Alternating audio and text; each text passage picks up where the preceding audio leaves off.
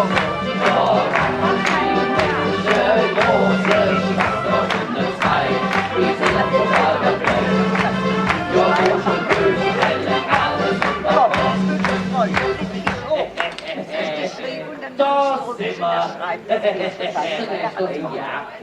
ganz schnell gesagt, doch sind wir denn? Doch sind wir!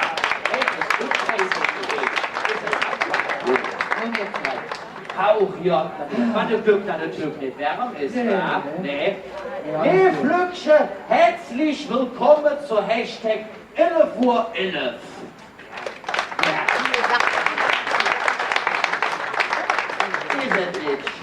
Ich muss uns doch über Schnurren sehen. So, haben wir uns viele Gedanken gemacht. Hallo, darf ich erstmal richtig zu Ende begrüßen hier so, ich begrüße jeden Einzelnen, wir hier schultern alle dahinter da. Der doof, der geht jetzt hier, Digga, was dazu sagt, ich verstand den manchmal nicht.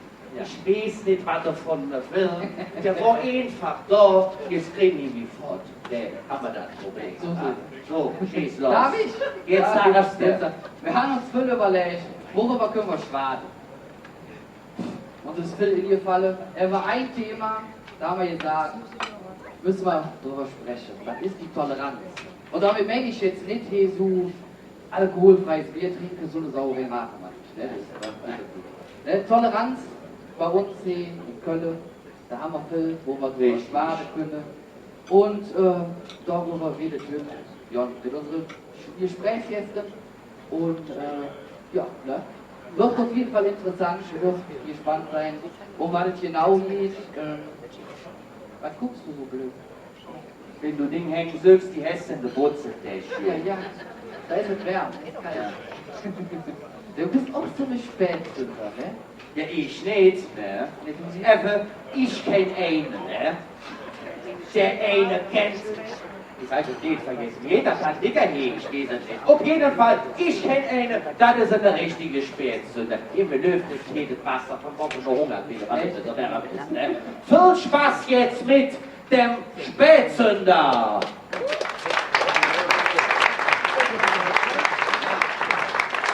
Moin zusammen, bin ich online, ja. Moin! Da ist ein Thema, steht schon in der Tür. An dem denkwürdigen Sonntag, wirklich eine wunderschön denkwürdige Sonntag, alle Eltern von schulpflichtigen Kindern, wir haben es fast geschafft.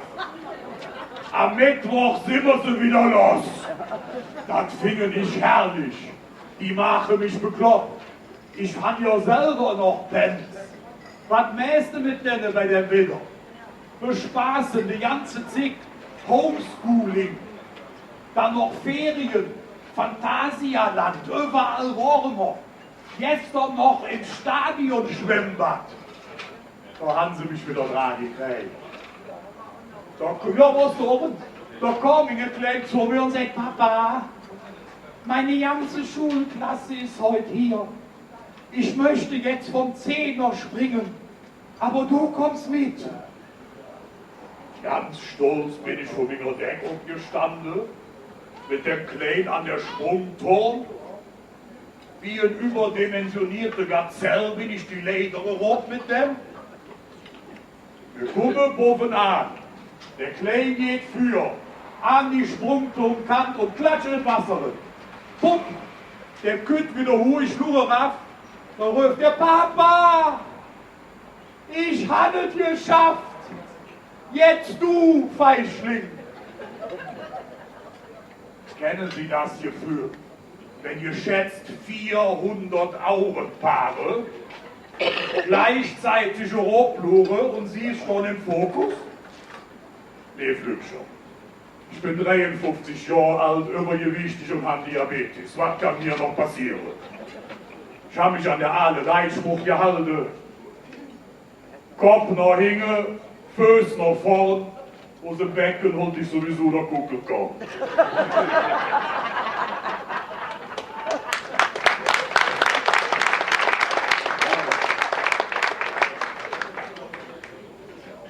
Die Erdanziehung hat mich beschleunigt. Ich flog der Wasseroberfläche entgegen. die ich dann mit meiner linken Pobacke aufraute und mit dem Rest Alabaster blieb darin hinterher zu klatschen. Das wiederum, also eine Wellenrückstoß von nie gekanntem Ausmaß. Ein Kassenhüschen am Stadionbad stund unter Wasser. Und ich rate Ihnen, wenn Sie das machen, trecken Sie nie einen Schwimmbutz an, wie Sie beim letzten Urlaub in Ägypten gekauft haben. Die sind für solche Höhen und solche Kraftverteilungen nicht ausgelegt. Das merkte ich aber gerade, als ich an der Leder mich festhielt und rausklippen wollte. Zum Glück kommt von der linken Seite 2 Bademeister und eine Security mit einem goldenen Kranz. Ab sofort bin ich der Arschbombenkönig von Müngersdorf. Guten Morgen. Da mäßige mit, ehrlich. Mit Pence mäßige mit, wirklich. Ich bin jetzt schon ewig lang verhindert und wir haben noch immer 3 Penster von daheim. Und alle 3 in der Pubertät. Ja, ich höre schon. Ältere, die Pence in der Pubertät haben, die wissen, warum es in der Natur Tiere gibt, die ihre Nachwuchs fressen. Ja, wie? Die können doch nichts wie allein, sind doch uns ehrlich, was können die Pence dann heute noch allein?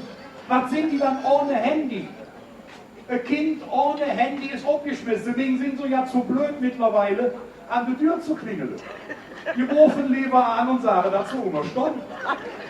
Ja, zuletzt stunden so 2 Stunden ungefähr die Tür. 2 Stunden. Oder Handy-Akku leer. Zum Glück komme ich doch daheim. Die hätten mir dann eine WhatsApp geschrieben. Ich mache die auf, was steht da drin? Ding Dong.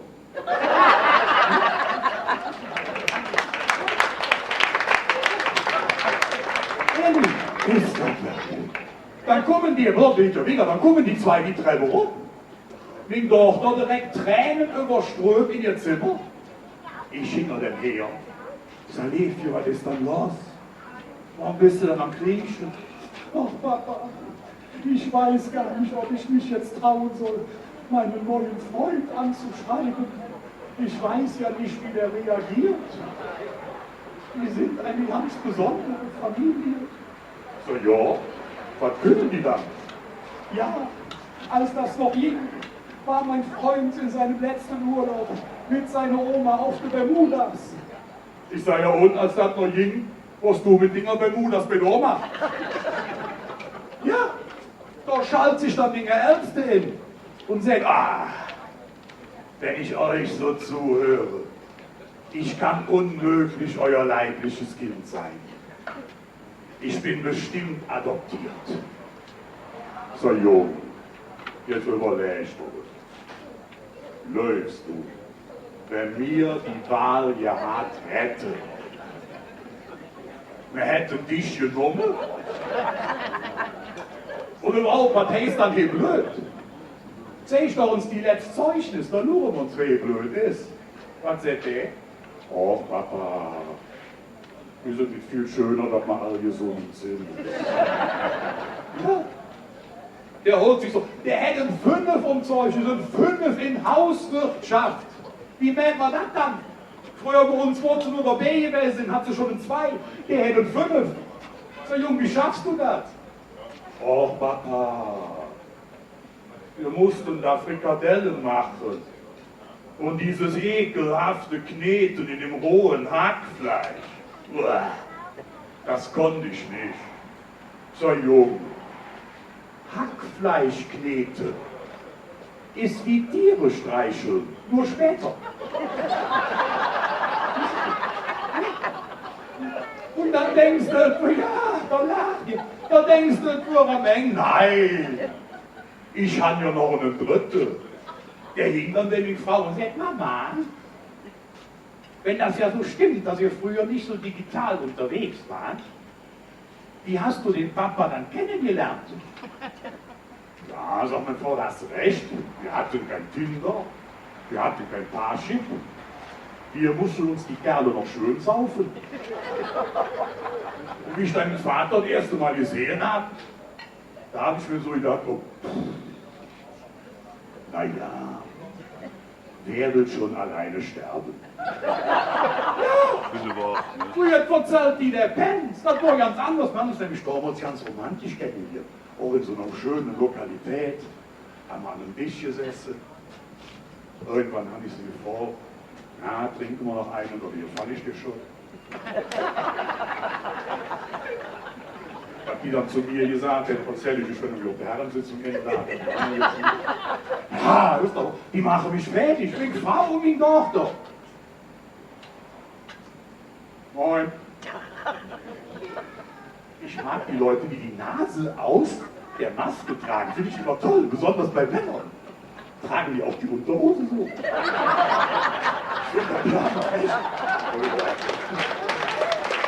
Ja,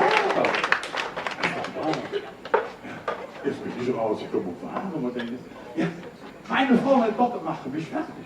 Wenn ihr allein bei uns mal in das Badezimmer guckt, bei uns im Badezimmer, meine Frau, meine Tochter bewirtschaftet.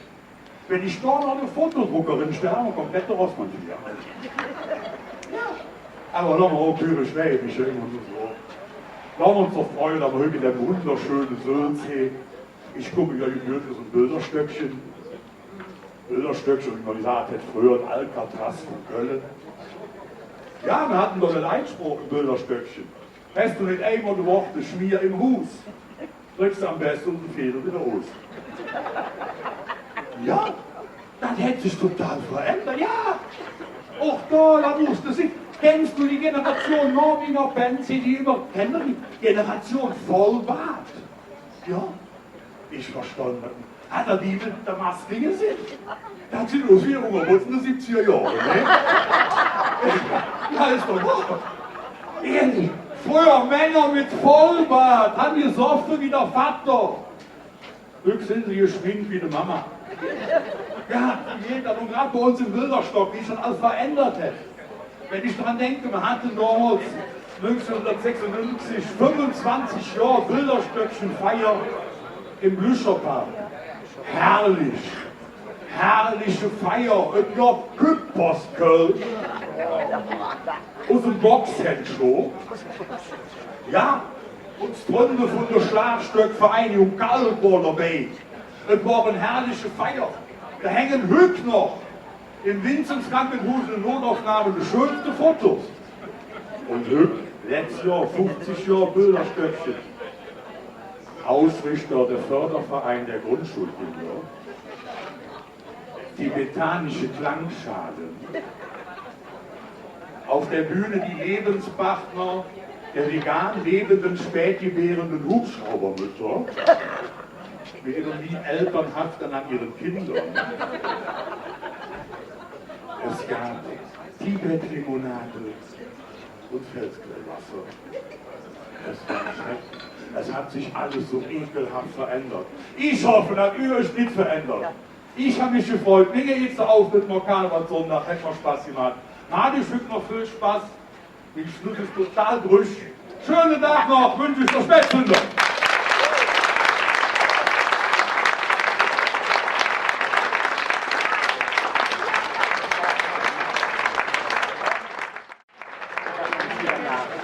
Man könnte meinen, die Geschichte pur aus dem Schlammer, aus der Schlamassel, oder?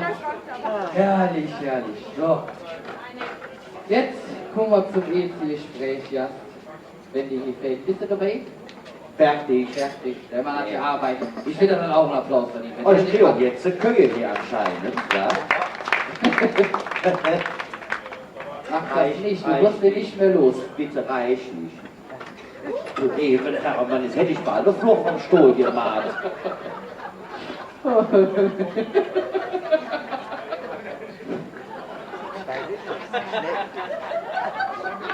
Oh, ich bin am Ende, ich kann alleine weitermachen. Edith? Wer gespannt im Kopf, ob die Seeche falle, hast du das gesehen? Tja, wo kommt der wieder hoch? Ist der hübsch? Bestimmt eine Stuhl kaputt hier oder irgendwie so jetzt, ne? Nichts machen. So, kann man hier einen Streuer drauf, der ist schwer glatt. Furchtbar, stell mich jetzt ins dafür. So. Mach du, wenn ich hätte, mache ich das geht gehen. Begrüßt mit mir bitte unseren ersten Gespräch. Ein Riesenapplaus für Gabi Gerard Post, bitte.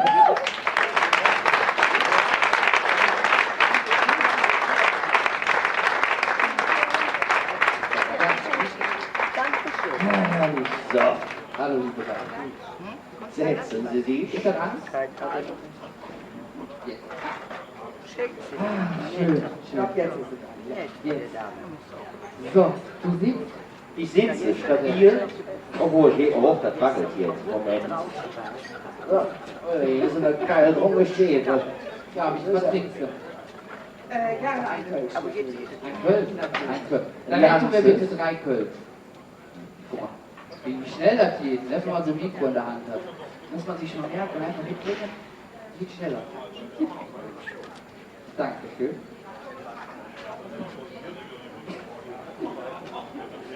Sehr schön. Gabi, erzähl uns was über dich. Wer bist du? Wo kommst du her? Was du trinkst, hast du schon gesagt. Ja, jetzt ist Prost. Prost zusammen. So.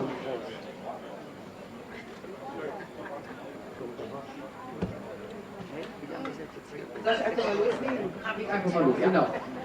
Wer bist du? Warum bist du hier? Gabi Post hat ja schon gesagt. Ja, und hier bin ich der netten Einladung vom lieben Wolfgang und der Margret Luther gefolgt, der Kölsch-Agentur. Und ich freue mich sehr, dass ich hier sein darf.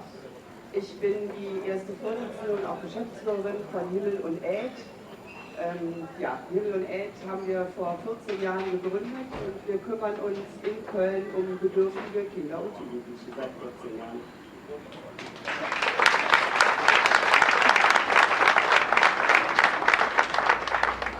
Und in was für einer Form kann man sich das Ganze jetzt so vorstellen? Die ganze Hilfe. Naja, also wir haben täglich so zwischen 70 und 90 Kinder, die wir betreuen. Wir sitzen am Barbarossa-Platz und haben da ja, 300 Quadratmeter, hört sich riesig groß an, aber Sie können sich sicherlich denken, für 70 bis 90 Kinder ist das nicht gerade für den Platz. Die Kinder bekommen bei uns eine warme Mahlzeit und müssen Hausaufgaben machen. Also nur essen und wieder nach Hause gehen geht nicht. Bei uns muss auch ein bisschen was gelernt werden. Die Kinder bekommen von uns kostenfreie Nachhilfe in den Hauptfächern. Wir helfen also dabei, auch den Schulabschluss zu erreichen. Wir machen Berufsvorbereitung. Wir helfen den Kindern bei der Suche nach Praktika, aber auch nach der Suche, beziehungsweise bei der Suche einer Ausbildungsstelle. Ja, und dann haben wir in den 14 Jahren schon einige Kinder erfolgreich vermittelt, auch in Ausbildungsstellen. Und schön ist, dass diese Kinder jetzt bei uns, ja, sind keine Kinder mehr, sind jugendliche, junge Erwachsene, die jetzt bei uns sind und uns ehrenamtlich unterstützen. Und dann kann ich nur sagen, die Kinder haben was gelernt, die geben das zurück. Ja.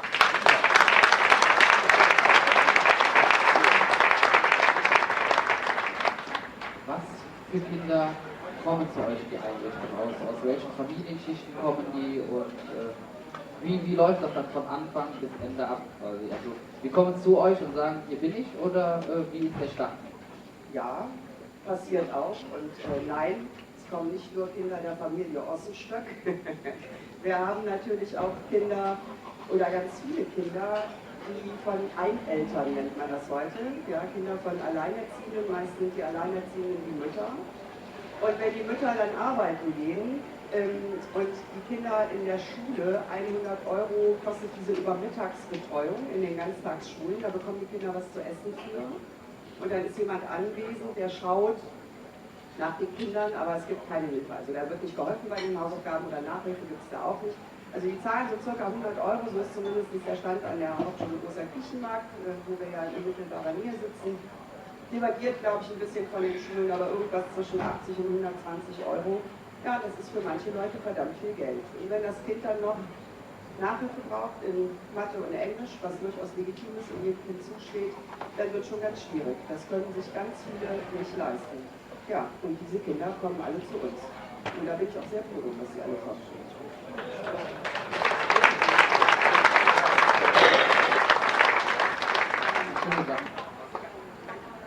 Wo du es gerade sagst, eine schöne Sache. Wie kommt man eigentlich auf die Idee, sowas ja, ins Leben zu rufen? Ich meine nicht auch auf die Idee zu unterstützen, zu helfen, sondern wirklich mit dieser Idee irgendwo hinzugehen. Wie kam es dazu? Ja, wie das immer so ist im Leben, also mein Mann und mir, uns geht's gut, ja, unser Sohn ist groß und gesund und dann denkt man sich, irgendwann kann man auch mal was zurückgeben, ja, das Leben hat's gut mit einem gemeint. Das haben wir beide dann versucht und es hat irgendwie nie funktioniert, weil es meist an diesen bürokratischen Hürden scheitert. Und irgendwann war ich late. Und dann habe ich mich nachts ins Bett gesetzt, habe eine Satzung geschrieben, habe noch 5 weitere Freunde angerufen und gesagt, so weißt du was, wir machen jetzt einen eigenen Verein. Und dann gucken wir mal.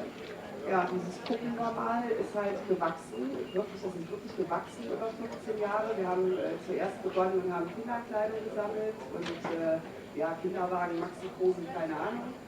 Als dann die Garage und unser Esszimmer voll war und auch der Keller, hat mein Mann irgendwann mal Veto eingelegt und gesagt, so jetzt müssen wir irgendwie mal was mit den Sachen machen. Dann habe ich ein kleines Ladenlokal besucht und da haben wir diese Sachen dann für den Obolus an bedürftige Familien ausgegeben. Und dabei ist uns aufgefallen, dass die Kinder halt reinkamen und auch immer nach dem Obst geschrien hatten. Ne? Wir haben dann da immer zu mehreren Leuten zusammengesessen und dann gab es immer irgendwie Obst oder so. Und Kinder und Obst oder Gemüse freiwillig ist eigentlich sehr unüblich. Ja? Also zumindest bei meinem Sohn in dem Alter war das so, lieber Schokolade, aber Obst und Gemüse, das war nicht so. Ja, und so haben wir dann mal Kontakt aufgenommen mit der Schule, die Ecke rum und in der Tat sind Kinder da, die wirklich nichts essen. Ja, die kriegen kein Frühstück, die kriegen auch kein Mittagessen. Die Sozialarbeiter haben Müsli-Riegel in der Tasche, damit die Kinder nicht völlig unterzuckern. Und ja, das fanden wir so furchtbar, dass wir dann beschlossen haben, für diese Kinder zu kochen. Das haben wir auch gemacht, und zwar zu Hause, selber. Das war natürlich sehr illusorisch, ja, also man ist dann einen Tag mit Einkaufen und Vorbereiten beschäftigt, einen Tag mit Kochen und den anderen gibt man das Essen aus und wir gehen ja alle nebenbei noch ein bisschen arbeiten. Dann haben wir irgendwann mal um Hilfe gerufen, ja, dann hat sich jemand gefunden, der für uns das Essen kocht und ja, dann haben die Dinge gelaufen. Und ja, wie gesagt, mittlerweile sind wir bei 90 Kindern angelangt. Und ja, die Räume sind zu klein, wir suchen dringend größere. Falls also jemand größere Räume hat für uns, gerne in mehreren Stadtgebieten, gerne melden. Ja, so ist die Welt. Ja, größere Räume, das sprichst du selber an. Ihr müsst nächstes Jahr im Oktober die Räumlichkeiten verlassen. Also falls hier wirklich jemand ist, ich finde, das ist so eine tolle Unterstützung für uns Zukunft, weil uns Fans ist uns Zukunft und wir wollen ja nicht, dass die alle auf der Straße landen. Und wenn wir dann so tolle Einrichtungen haben, sollte man die unterstützen, da wo es geht. Finde ich unfassbar toll. Da haben wir nachher auch mal was. Wie war denn der Werdegang? Die ersten Jahre, mit wie vielen Kindern habt ihr angefangen? Und dass es jetzt wirklich zu 90, bis zu 90 Kindern geht. Hattet ihr Stolpersteine? Waren da Leute, die gesagt haben, ja, das funktioniert eh nicht? Oder war der Zuspruch wirklich von Anfang an sehr groß? Ja, der Zuspruch war von Anfang an sehr groß. Also wie gesagt, wir haben das Essen zuerst in der Schule selber ausgegeben. Und das ging dann nachher nicht mehr, weil diese Räume genau für diese dann kam ja auch eine Ganztag, dann brauchten die diese Räume halt für ihre eigene Mittagsbetreuung. Dann haben wir das in diesem winzig kleinen Ladenlokal gemacht, konnten dann direkt nebenan ein größeres kriegen und dann 2 Häuser weiter noch ein größeres und so sind wir dann immer mitgezogen und damit ist auch die Zahl der Kinder gewachsen. Also wir haben schon ein bisschen länger kennt, wir waren einen kleinen Mädchenmarkt und die Kinder haben da wirklich Schlange mittags auf der Straße gestanden und haben echt das Essen angestanden. Ja, und das war nicht schön, also weder für uns noch für die Kinder. Ja, dann kam irgendwann der Barbarossa-Platz und ja, aber auch da ist es so. Also jetzt stehen wir zwar nicht mehr auf der Straße, aber jetzt stehen wir uns den Flur lang, weil es ist einfach zu klein. Ja, die Kinder, der Speisesaal fast 30 Plätze und wenn ja, die Kinder gleichzeitig Schule aushaben, ja, Hausaufgabenräume voll und ja, wir brauchen Platz für die Kinder. Und ich hoffe, wir bekommen den, weil ich würde die Kinder ungern allein lassen.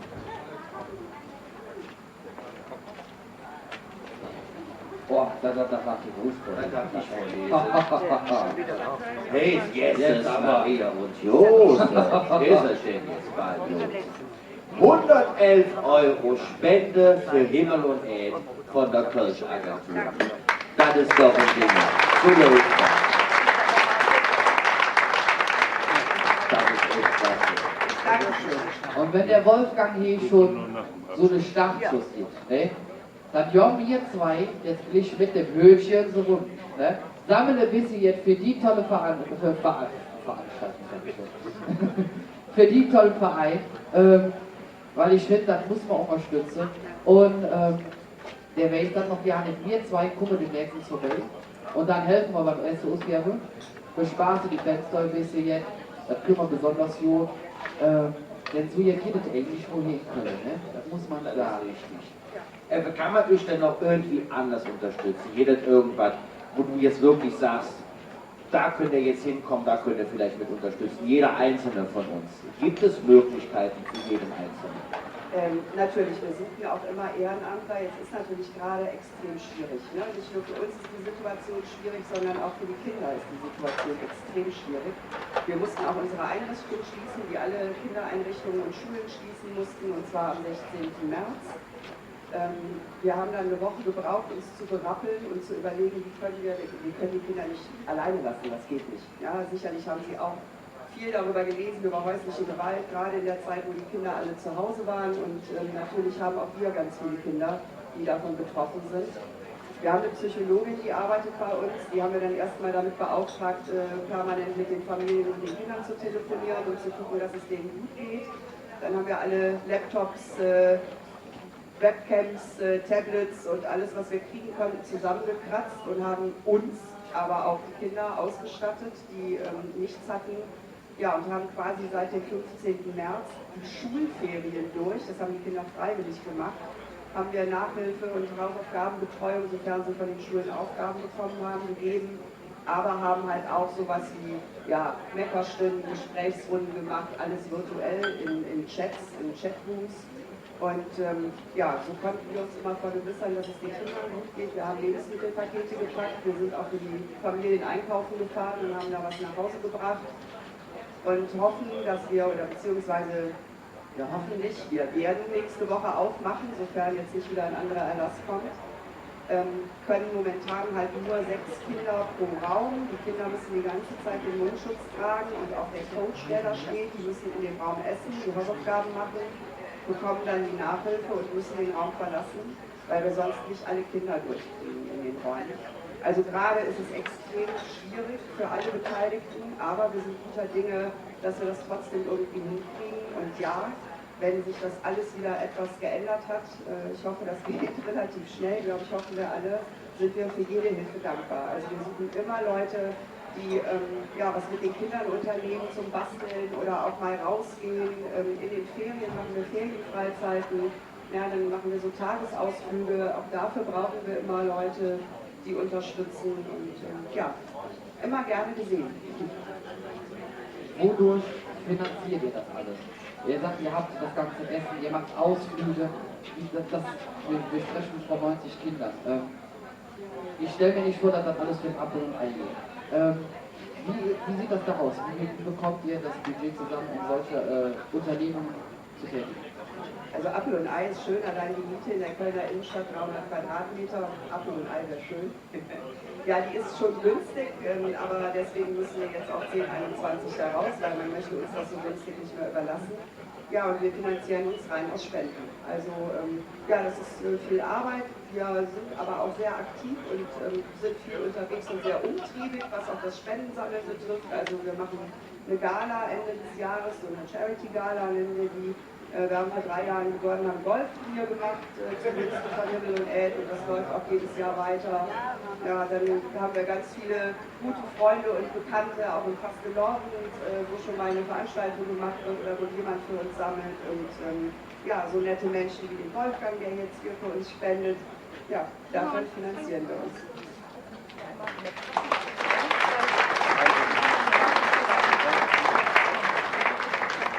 Was soll man dazu sagen? Wie ich schon sagte, so was haben wir hier in Köln, so Zusammenhalt und Leute, die sich für uns Fans einsetzen. Dann hätte eine riesengroße Applaus verdient.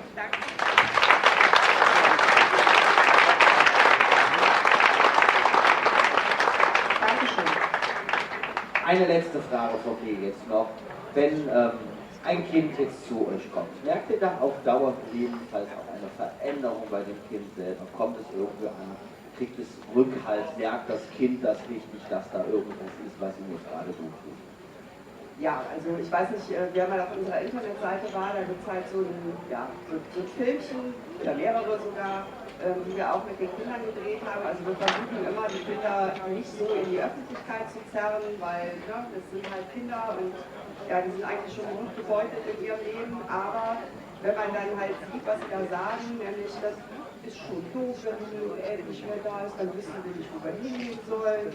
Ja, oder die kriegen halt, ich weiß nicht, 2 Euro für eine Tüte Chips, aber keine warme Mahlzeit mittags. Und ja, man merkt, dass die Kinder einen Schulabschluss kriegen, also erstmal generell einen Schulabschluss bekommen.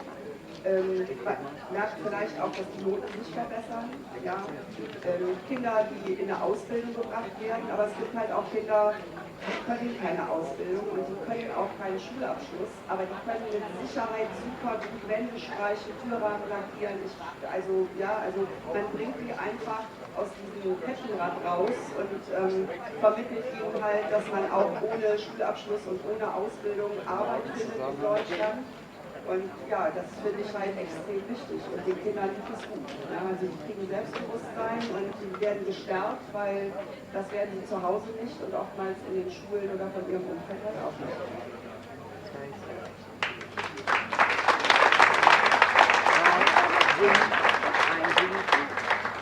Also kann man ja quasi im Grunde sagen, die Kinder kriegen Perspektive durch Rückhalt.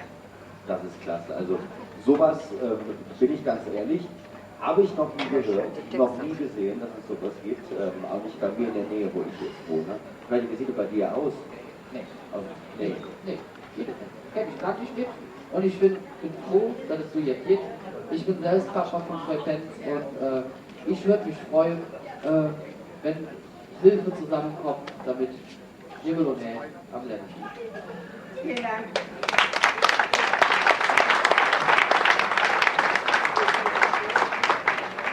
So, wenn ihr natürlich helfen möchtet, egal auf welche Art und Weise, ihr könnt das natürlich, meldet euch bei Himmel und Erd, meldet euch bei uns, ich glaube, das ist Frau Luther. Das ist das. Was machst du? Ach so, jetzt Foto. Soll ich lächeln? Nee, ab zu spät, ja. Ich glaube, wenn ihr sagt, ihr könnt euch auch bei der Kölsch-Agentur melden, wir vermitteln das dann weiter. Wir bedanken uns jetzt erst einmal, dass du da warst. Schön, dass du da warst. Schön, dass ihr auch jetzt nochmal alle da seid. Kann man jetzt nochmal ganz in Ruhe hier sagen. Und viel Spaß noch. Dankeschön. Dankeschön. Ich glaube, da würden wir Haben Sie auch Pfeffer und Salz? Habe ich drauf. Ist schon drauf. Hat sich die jetzt schon drauf geschrieben. Wunderbar. So, jetzt einen Riesenapplaus für Gabi, Gerard, und Himmel und Erde.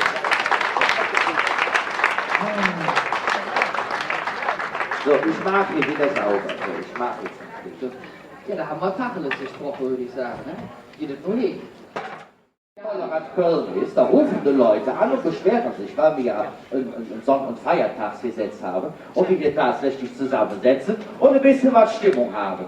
Jetzt ist das Problem, nach einem Sonn- und Feiertagsgesetz dürfen wir jetzt nicht zusammensitzen und Stimmung machen. Das ist tatsächlich so. Demnach müssen wir jetzt leider sagen, das war was für heute tatsächlich. Doch, das ist mein, ich rede kein Kölsch, extra Deutsches gerade, das ist wirklich ernst. Aber ich kann es dann auch nicht verstehen. Man darf ja nicht zum Mitsingen anregen. Deswegen, liebe Nachbarn, ich spreche extra was lauter. Die 2 Minuten nehme ich mir.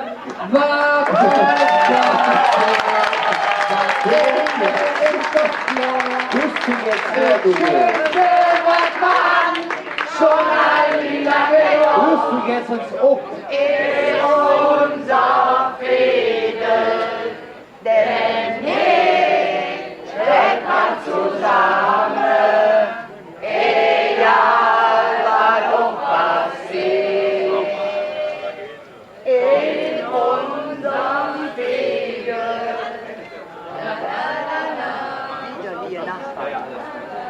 Das war es, nächste 11.11 heute am Sonntag.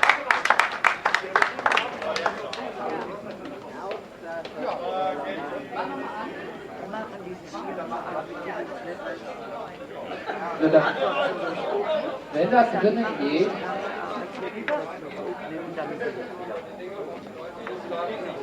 dann los mit uns noch drinnen zu Jon und drinnen Wege zu machen.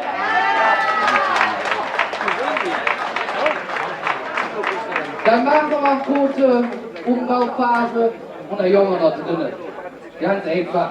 So, dann geht es nicht weg. So, schön im Kreis. Ja, schon Kreis. So, sind wir wieder. So, aber ich muss mir gerade reagieren. So. Komplikationen entstehen, Komplikationen werden überwunden, Komplikationen damit leben. Das hätte schon mal eine Pizza noch vom Teller gehauen. So. Flücksche, es geht vegan. Also ja, nichts hier weiß. Genau, das wollen wir ja. Wir brauchen die ganzen Zinken drin, das Kölsch ist wieder da, ne? Die alle hätten hier runterbrücken. Genau, so fühlen wir uns. So, damit wir wieder ein bisschen Stimmung wieder gut. Viel Spaß mit Tacheles!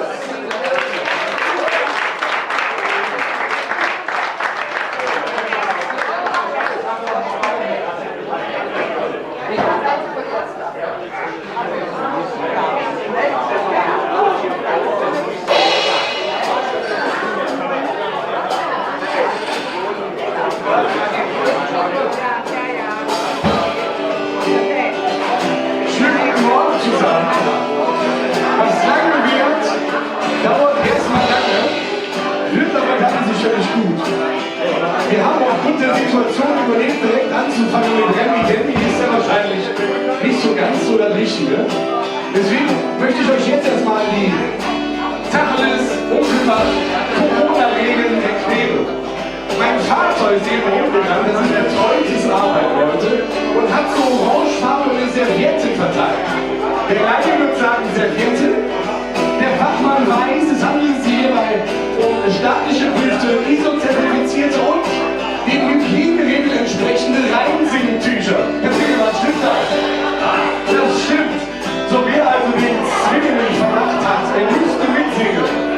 Kann es bitte tun und hält sich dir aber ordnungsgemäß vor den Mund. Das Corona-Dammlein wird gar nicht schwach. So machen wir es jetzt. Und jetzt freuen wir uns wie voll, mit euch gemeinsam hier heute zu lachen, zu tanzen, also jeder für sich am Platz im Sitzen, zu singen. Das Singen, ich werde es gleich vorgeben. Aber wir fangen an mit Schunkeln, liebe Freunde. Also packt euch in die Ärmel, so weit ihr aus einem Haushalt kommt. Wenn nicht, dann nicht. Und jetzt geht's los. Wir haben uns lang nicht gesehen. Ich habe nicht von links, sagt ist da ein Jahr her. Durch Nacht so wie viel verzählt, getanzt und gelacht, es ist fast wie früher. Und keiner ist wie lang wieder, noch weniger, wir schunkeln und singen, lebt für nichts. Der tut wie getrunken, weil es so lang, was wird der Augen, dann macht für die Zeit, der tut wie getrunken, da sind wir dabei, echte Funde, aber fühlt man sich frei, das geht's mir jetzt gut. Ich hab schön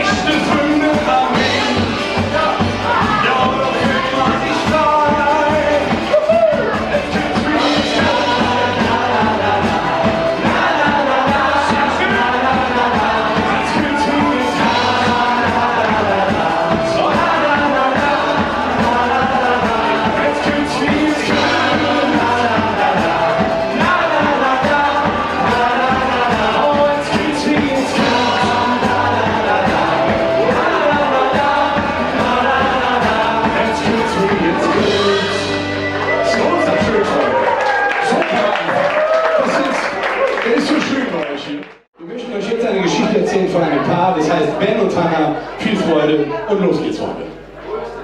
So, aber da es sich hier um unsere letzte Nummer handelt, möchten wir noch einmal die einzigen Tücher nutzen und mit euch gemeinsam singen. Ich gebe es vor, es ist leicht und es ist nachmachbar. Wir würden uns freuen, wenn ihr es tut. Also, Fingerfood, die sich schalten. Geht schon los. Liebe, Liebe, Liebe. Das ist schon aus. Okay, so geht's. Liebe, Liebe, Liebe.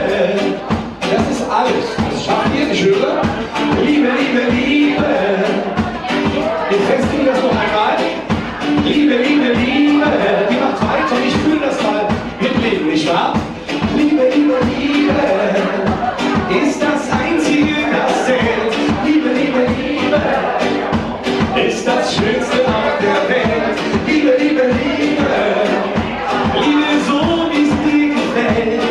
Denn Liebe ist das Einzige, das zählt. Das stimmt, Freunde, yes!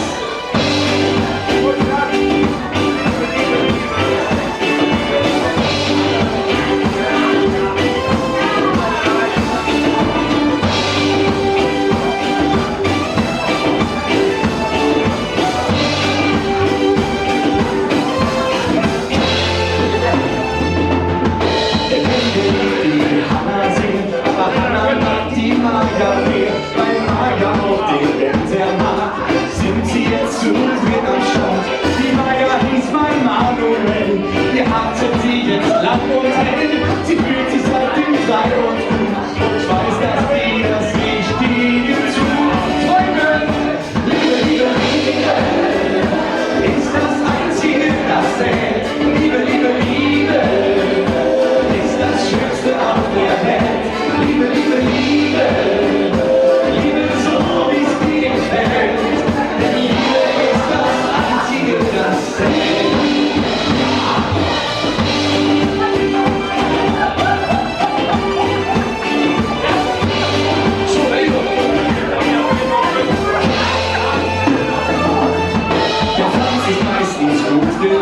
So steht's bei Tinder im Alltag, wie hoch sie findet ihn sogar. Ich stand mit seinen 80 Jahren, der verlässt sich ganz gerne mal.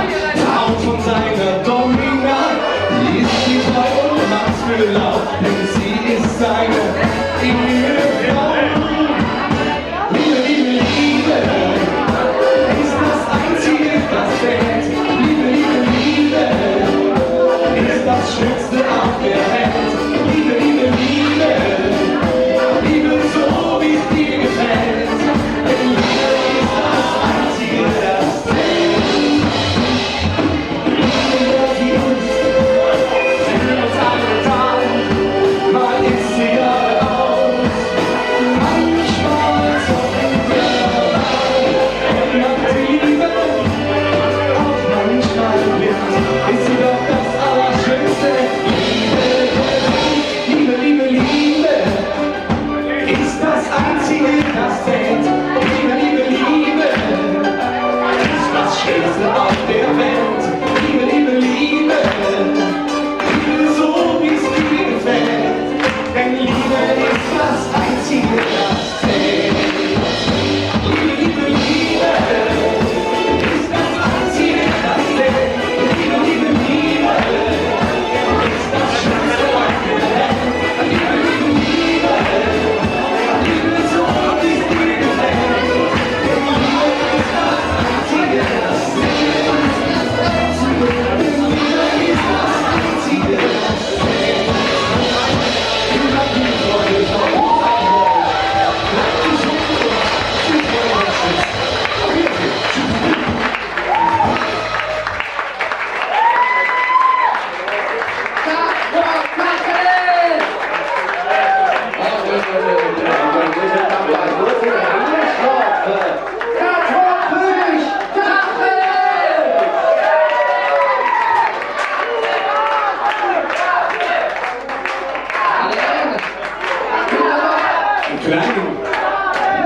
Aber nur wenn er dir noch einmal. Willst du was trinken? Nein, nein. Nein. Du hast dich bis jetzt nicht um mich gekümmert, jetzt ist auch nicht. Ja, aber das ist einfach. Klar, toll.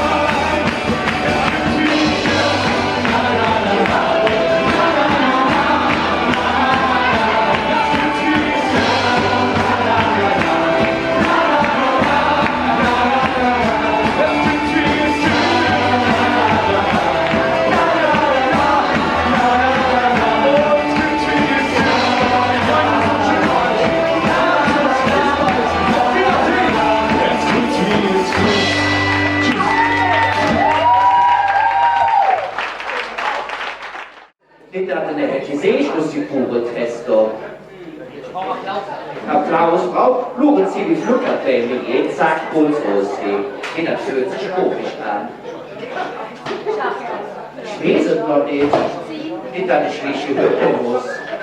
So, jetzt haut sie mir doch mit auf, blau, hey, jetzt sind doch alle. So, Puls los. So. So, ich bin direkt für den Dorf, ich muss es hier den Strick von alles machen. So, habe ich fast geschafft, jetzt ist es zu spät. Jetzt ist es zu spät. So. Ich bin fertig. Jo, Moment, ich bin fix und fertig. Ich bin gar nicht fix. So. Ich finde, wie Roos oder jetzt gleich der Daniel schon sagte, wir leben ja eigentlich in einer sehr toleranten Stadt. Zumindest tun wir gerne so. Zumindest tun wir gerne so. Und wir möchten jetzt mal über das Thema Rassismus im Karneval sprechen. Es wird immer gesagt, gibt es nicht. Da werden gerne die Augen zugemacht. Und als wir uns überlegt haben, darüber zu sprechen, hat man zu uns gesagt, lasst das Thema. Das ist zu gefährlich, da macht ihr euch Feinde. Und wenn wir uns mit diesem Thema, das öffentlich ansprechen, Feinde machen, machen wir das gerne. Müssen wir mal ganz ehrlich sagen.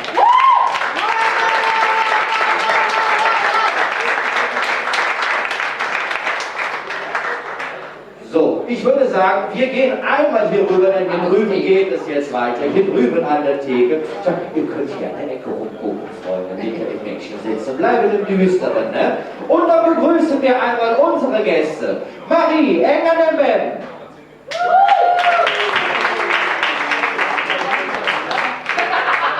Dann die Präsidentin der Kölschen Keeper Cup, Aaron Knappstein. Roberto Campione.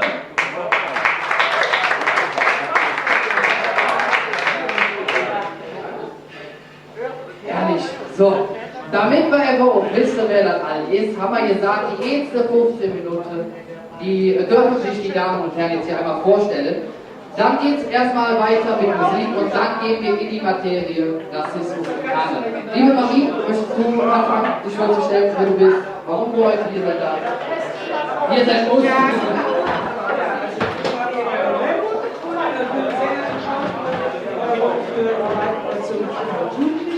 Marie macht es. Darf ich euch bitten, hier drüben auch ein kleines bisschen ruhiger zu sein, dass alle das mitbekommen können. Ich danke euch sehr. Und ich bin ja am 12. und 7. Jahr auch aufgetreten und mache schon über 10 Jahre Kölsche Musik. Und ich habe jetzt erst vor 2 Jahren als wir entschieden, eine Band zu machen und seitdem bin ich dabei. Und es ist sehr interessant und spannend, was da so alles einem begegnet oder was man so erlebt, was man hört, was man sieht. Und man lernt das spielen. Man muss ja sagen, auch wenn man das nicht löst, aber die sind besser Kölsch wie manche große Band in Kölsche Fasten. Das muss man ja so sagen. Dann hätte ein Applaus verdient, finde ich. Dankeschön.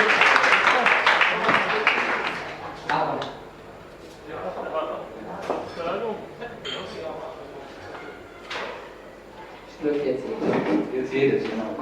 Ja, Aaron Knappstein, vielen Dank, dass ich eingeladen wurde, heute hier zu sein. Ich bin geboren vor fast 50 Jahren, nächsten Monat ist es soweit, in einer kleinen Stadt bei Köln, in Porz. Und ja, ich sage sonst immer Köln und dann sagen wir alle Nähe, ja, ich bin von Kindheit auf im Karneval reingeboren und dann bin ich immer noch Mitglied der Stadtgarde hier in Köln. Für viele Jahre war ich im Vorstand und dann haben wir Ende 2017 die Kölschen Keeper Cup, also den jüdischen Karnevalsverein hier in Köln, muss man ja sagen, wieder begründet, weil es gab einen solchen Verein schon bis Anfang der 30er Jahre in dieser Stadt. Und ja, und dann sind wir Anfang 2019, glaube ich, genau, sind wir an die Presse gegangen und da ist viel auf uns eingebrochen, sage ich mal. Also natürlich haben wir gedacht, da passiert was und das ist es auch und noch viel mehr.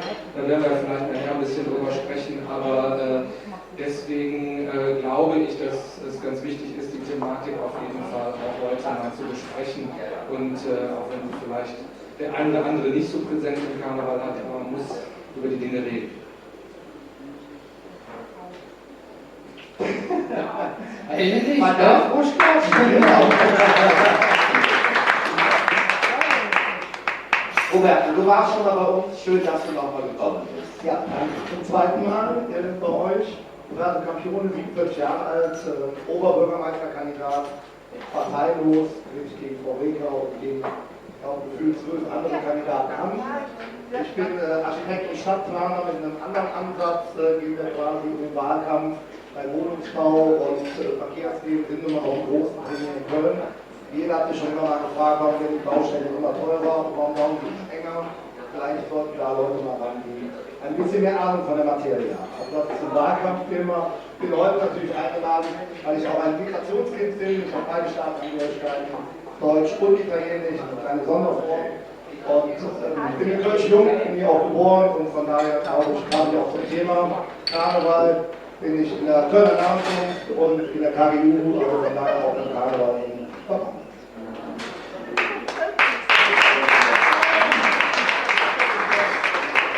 Marie, machen wir mit dir einfach kurz weiter. Erzähl doch mal ganz kurz, wie bist du in den Karneval reingekommen?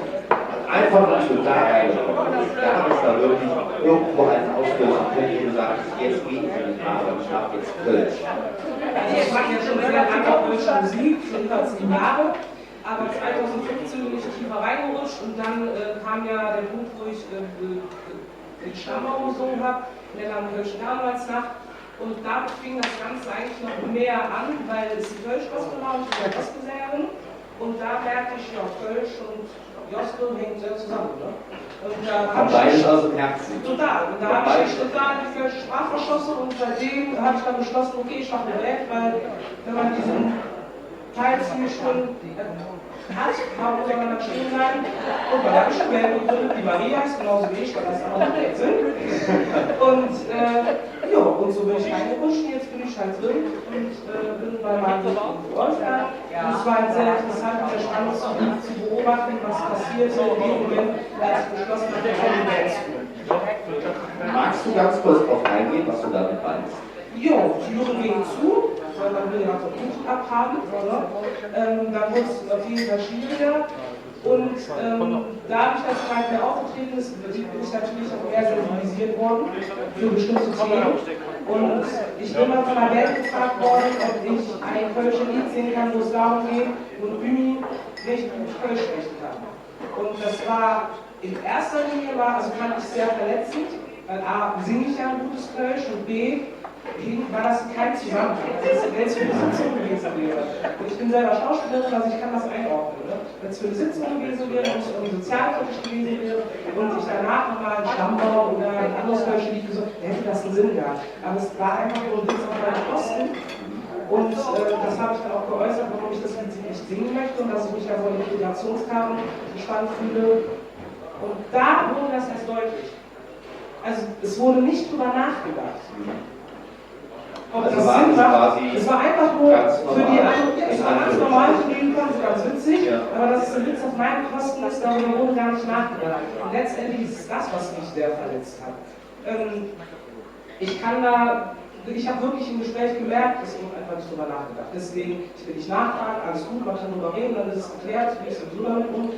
Aber es war halt schon im ersten Moment verletzend, dass ich da als schwarze Frau ein Lied singen soll, weil ich nicht so wach bin. So, und das war halt so ein blöder Beigeschmack. Und dann gibt es halt auch so Situationen, wo wir haben halt gerade ein Lied gesungen, wo alle Brücken gebaut werden und dann sagt, ja, der eine ist aus Polen, könnte auch so schön sein, der eine aus Türkei, der andere aus Ägypten und bei mir heißt er, die Marie ist aus Köln.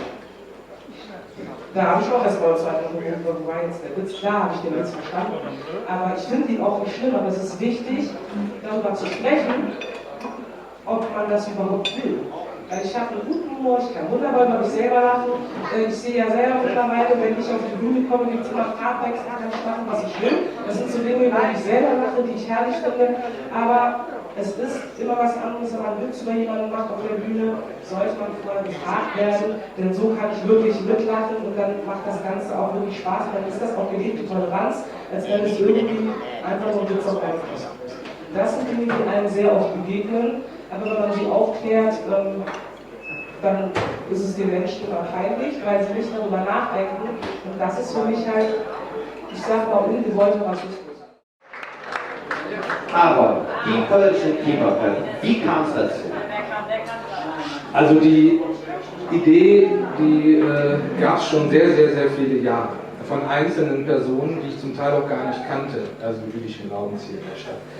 Aber dann eigentlich der letzte Anschub kam, um das ganz offen und klar zu sagen, von Christoph Kuckelbraun. Weil er einige Leute kannte und er immer wieder auch bei mir angerufen hat, wollt ihr nicht mal, trefft euch doch mal, kommt doch mal zusammen. Und dann hat er wieder so eine ganze Zeit gebraucht und dann haben wir gesagt, so, jetzt machen wir es. Und das war im November 17 oder Oktober, November 17. Da haben wir dann mit einer Truppe, ich glaube wir waren damals 8 oder 9, haben wir uns getroffen. Wie gesagt, die kannten sich auch nicht alle untereinander, weil die Leute, klar, die kommen, manche waren in der orthodoxen jüdischen Gemeinde hier in Köln, andere in der liberalen, manche sind überhaupt nicht irgendwo organisiert und die Leute kannten sich, die kamen dann zusammen. Und dann haben wir uns auch wirklich über ein Jahr Zeit gelassen, weil wir gesagt haben, wir wollen mal gucken, ob wir miteinander können, weil das heißt jetzt auch nicht, wenn sich da ein paar Leute treffen, dass das klappt.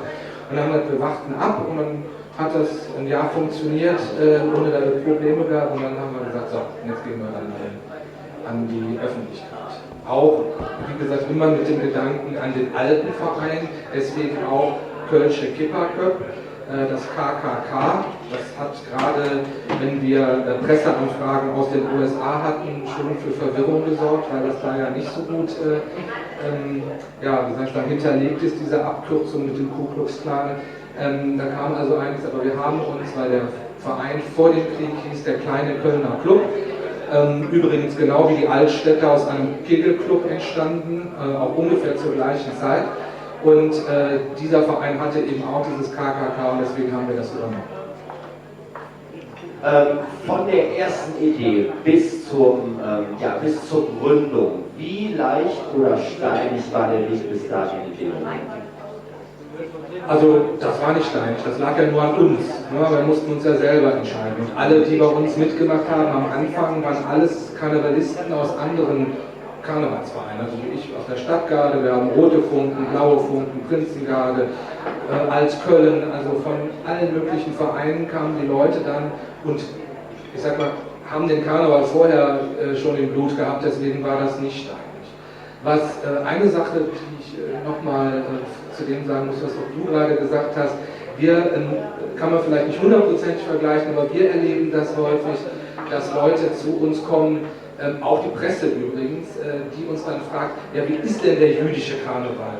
Wie feiern denn Juden Karneval? Und dann stehe ich dann immer und sage, ja, wie soll man denn feiern? Ne? Also wie die anderen auch.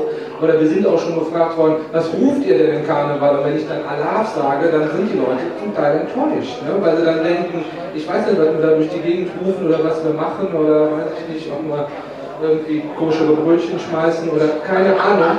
Und das enttäuscht manche Leute wirklich. Also sowohl von der Presse, es gab Pressevertreter, die danach nicht den Artikel gedruckt oder gezeigt haben, weil wir halt nicht so, in Anführungsstrichen, besonders waren, wie man sich das erhofft hat. Und das ist also natürlich auch eine Form des vielleicht sogar ungewollten Rassismus, dass die Leute meinen, dass oft ihr habt quasi das Klischee nicht erfüllt. Ganz genau, das haben wir das Klischee nicht erfüllt. Ja. Gerne. Das ist genauso, du singst mit den Füßen auf der Bühne und dann ist hier unsere Freundin Marie, ne?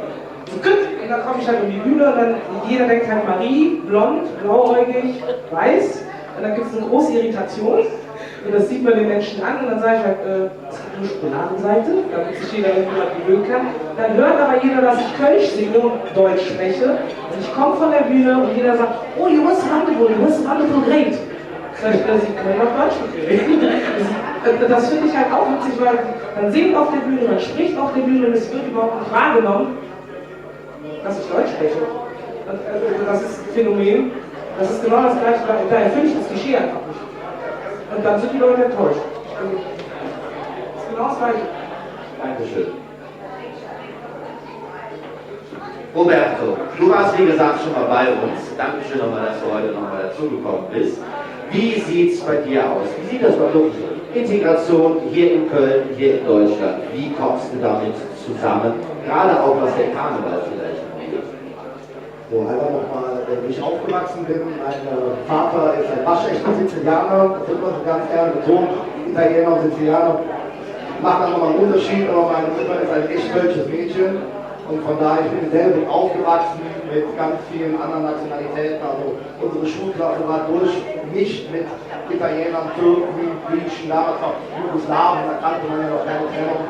Und da gab es auch die Probleme. So, es gab auch die Probleme, die man heute, ich meine, ich habe selber ein Schulkind und Kindergartenkind wird jetzt auch ein Schulkind. Wir müssen auch aufpassen, dass wir keine Probleme, ich sag mal, zusätzlich aufbauschen, die Kinder untereinander nicht haben. Bei uns in der Schulklasse haben wir zum Beispiel nie über das Kreuz im Religionsunterricht diskutiert. Wenn ich das manchmal sehe, gibt es viele, die darüber diskutieren. Das kann man machen, aber ich finde, die Kinder sollten niemals instrumentalisiert werden und frei von allen Meinungen bleiben, auch im Kindergarten. Klare Erziehung ist ganz wichtig. Alles, was wir heute den Kindern im Kindergarten, in den Schulen, Kindergarten nicht beibringen können, das kann auch später nachhören. Also alles Erziehung, Respekt, das sehen wir heute ja auch, gegenüber den Erwachsenen, gegenüber den anderen, gegen die Polizei, wie auch immer, muss gelernt werden, schon in der Kinderschule. Ich selber habe zum Glück nie irgendwie Rassismus gespürt. Da sagt man immer, ja, das ist der Italiener.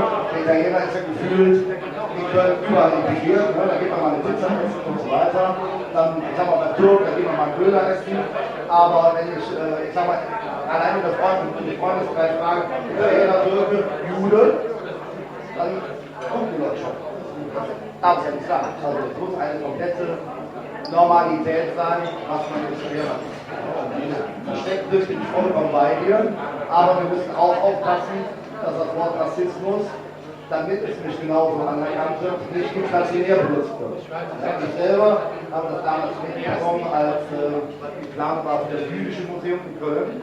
Da gab es sehr weitgehende Meinungen, ob der Platz bebaut werden soll oder nicht. Ja, Auschwitz ist heute immer noch da.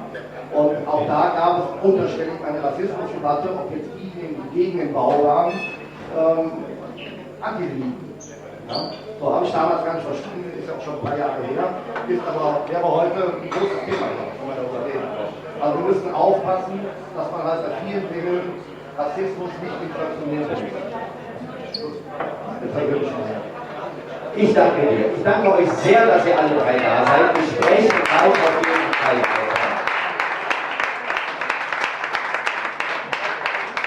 Ich finde, das ist ein unfassbar interessantes Thema. Ich würde jetzt gerne direkt mit euch weitersprechen. Aber wir müssen noch ein kleines bisschen Musik zwischendurch machen. Und deswegen werdet ihr jetzt zum Mikro. Natürlich.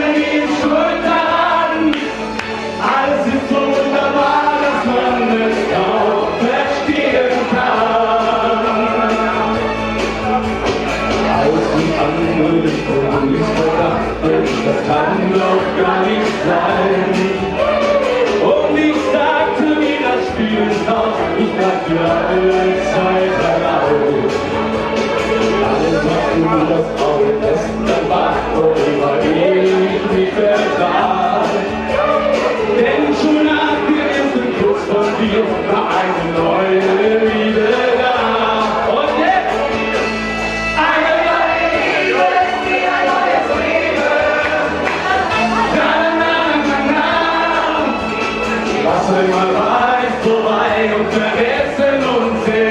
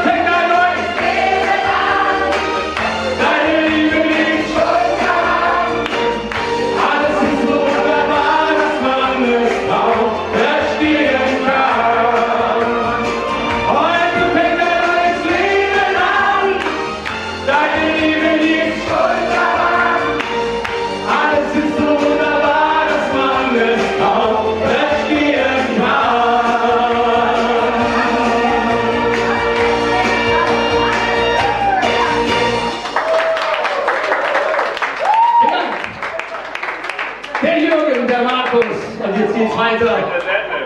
Ja, jetzt geht's weiter mit dem Roland, dem Kaiser Landtitel, den ihr doch nicht alle mit singen könnt. Wer ist der? Die Startnummer 2, Roland Kaiser. Mach nochmal vor. Einmal die Anzeige aber noch.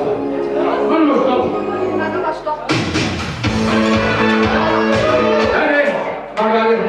Ich hab sie dann moderiert, das war ein kleiner technischer Fehler. Geboren, Liebe zu mir, Träume erleben, ohne Fragen antworten.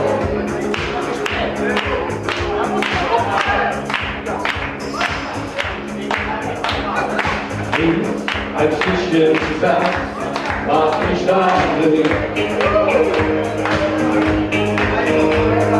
Und ist da, für mich gab's kein Zurück. Und dein Wunsch flog mir entgegen, doch er machte mich verlegen. Ein Gefühl, das längst verloren steht. Und jetzt sind wir alle zusammen.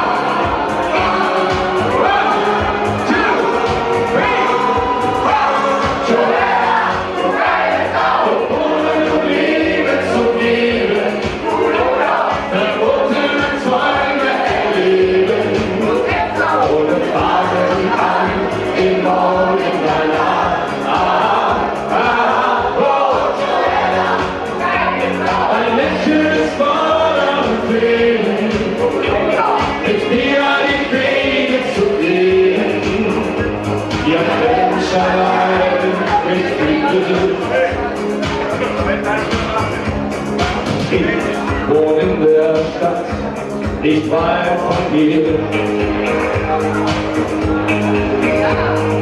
Sagtest du, geh irgendwann zu mir. Und ich sah in deinen Augen die frische Schönheit nicht taugen, dass du halten willst, was du versprichst. Darf ich machen?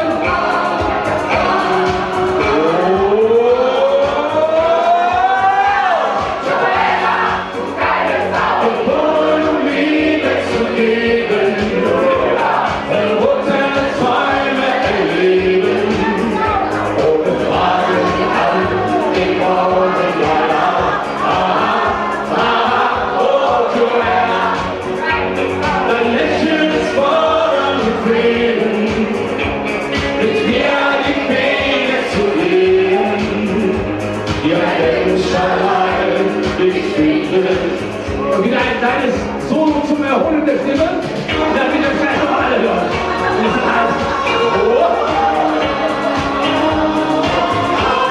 Die Luft zurück. Seid ihr bereit? Auf ihr Pass.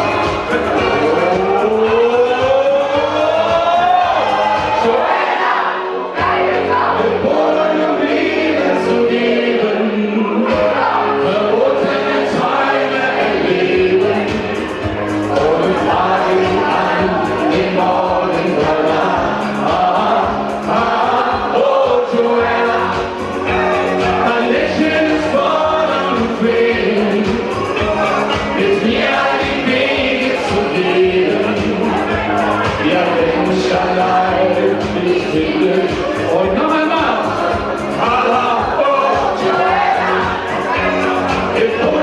Liebe zu geben, verrotte Träume erleben, ohne Fragen an den Morgen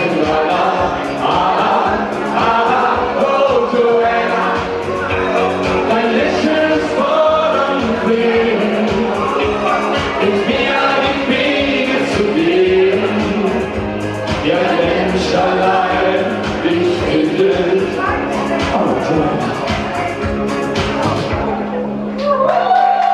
Oh Joanna. Und sein erster großer Hit, und ich glaube, man verbindet ihn immer wieder mit diesem Titel, das ist hier dieser Schlager der 70er.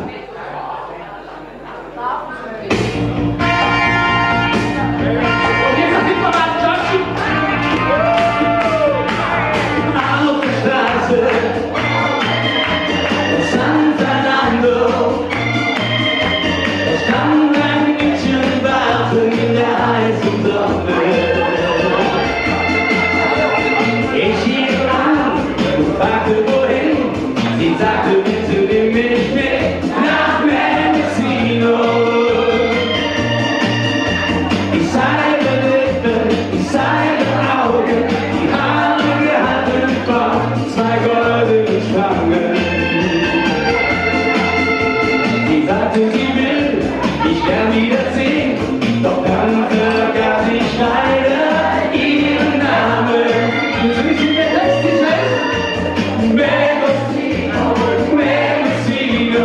Ich fahre jeden Tag nach Mendocino. An jeder Tür klopfte ich an, doch keiner kennt mein Girl in Mendocino. Ein kleines Hugo!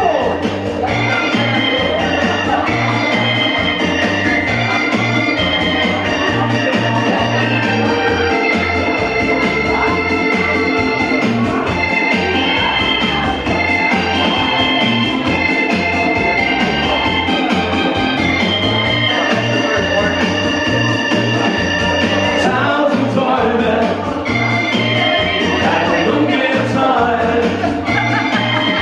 Doch tausend Küsse kann ich ihr schenken.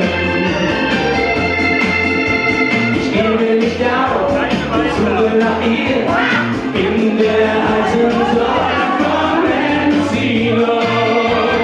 Und jetzt nochmal.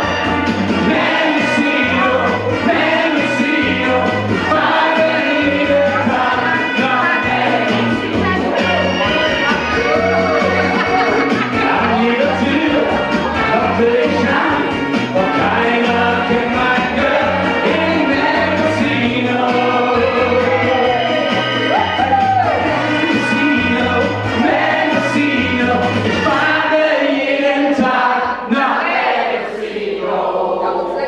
An jeder Tür klopfe ich an, doch keiner kennt mein Girl in Mendocino. Dankeschön, Mendocino. Die Luft war viel und heiß, um allein zu sein. Sagte ich den anderen, ich hab heute keine Zeit. Da trafen sie, es sah in ihre Augen. Und irgendwie hatte ich das Gefühl, als winkte sie mir zu und schien zu sagen, komm, setz dich zu mir.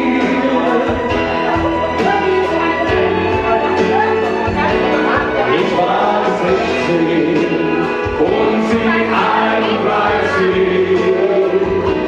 und über Liebe wusste ich nicht viel. Sie wusste alles und sie ließ mich spüren, ich war kein Kind mehr.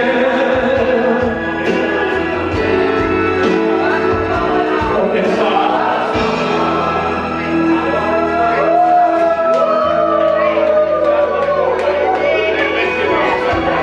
sagt sie so, als sei ich überhaupt nicht da.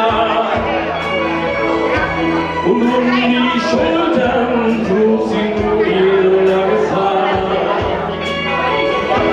Ich war verlegen und ich wusste nicht wohin. Mein Blick, der wie gefesselt an ihr hing. Ich hatte stehen, hörte ich sie sagen, nur heute, Junge, tust du nicht, was du fühlst, doch bleib bei mir, bis die Sonne untergeht, dann wirst du sehen.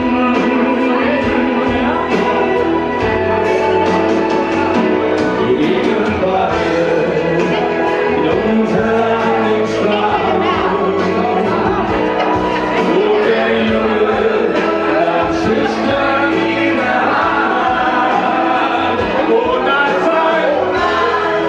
sah ich die Sonne aufgehen,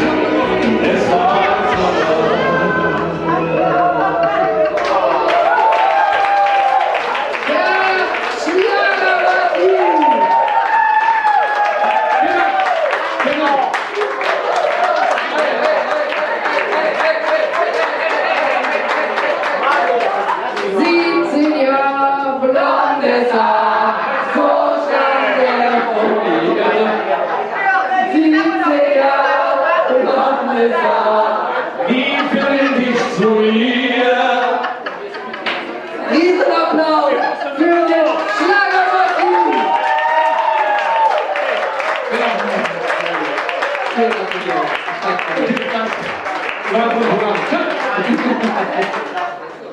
Hallo. Also wer mich kennt, weiß, dass ich Mikrofone hasse wie die Pest und nie was. Einen großen Applaus für Aber mir ist es ganz wichtig, mal zu sagen, das hatten wir hier sehr akribisch geplant, mit großer Hilfe vom Haus Ungelbach, von Alexander Malek und von Carsten. Und es ist so traurig, dass es Nachbarn gibt, denen so ein bisschen Spaß ein Dorn im Auge ist. Ja. Und ich danke euch alle.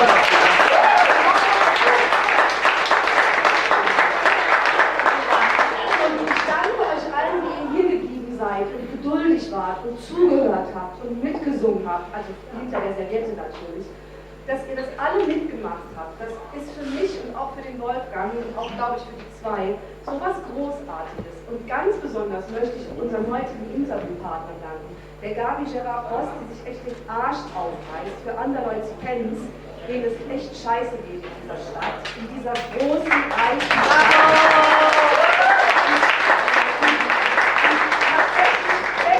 gehen muss, um Miete zahlen zu können, um Essen rankarren zu können für diese Kinder. Und wir waren gerade 3 Wochen im Urlaub, wir haben jeden Abend ausgegessen wie die Könige. Und wenn ich sowas höre, dann wird mir schlecht und ich kriege Tränen in den Augen und frage mich, wie das sein kann. Und ganz besonders möchte ich mich auch bedanken bei unseren 3 Partnern hier, die sich heute zum Thema Rassismus in Köln und mit Karneval geäußert haben. Es ist eine Schande. Es ist eine Schande, dass ich im Jahre 2020 mir Gedanken darüber machen muss, warum lebe ich hier nicht so, wie ich leben möchte? Warum werde ich eingegrenzt, ausgegrenzt? Und wenn ich das hier sehe, dann kann mich der ganze Toleranzscheiß in Köln echt mal gerne haben, weil es gibt keine Toleranz. Gäbe es Toleranz, würden wir draußen sitzen, an der frischen Luft und hätten Spaß.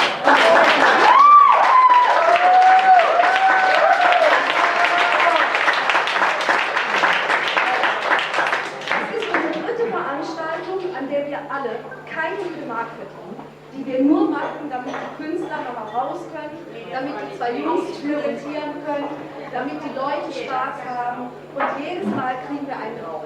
Wirklich jedes Mal.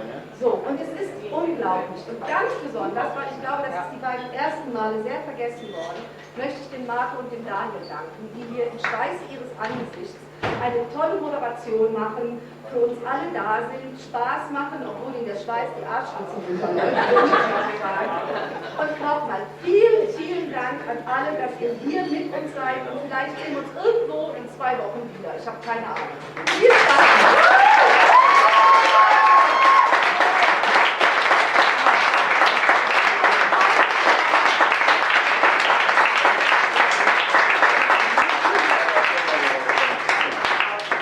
Ich möchte nicht nur Danke sagen, dass ihr alle mit bei den Temperaturen reingegangen seid, sondern auch für die Summe, die wir hier eben in dem Mut zusammenbekommen haben, für Himmel und Erd. Das waren nämlich stolze 541 €.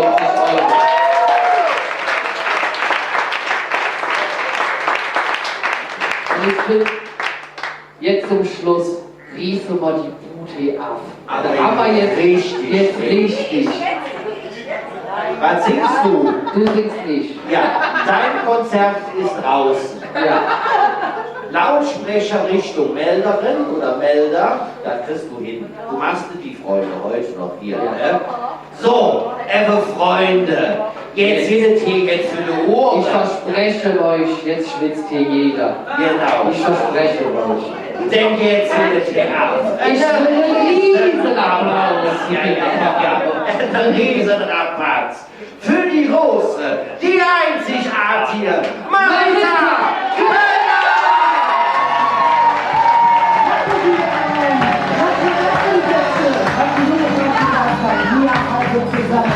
Und dann hat ihr gefragt, geht alles, so viel dürfen wir können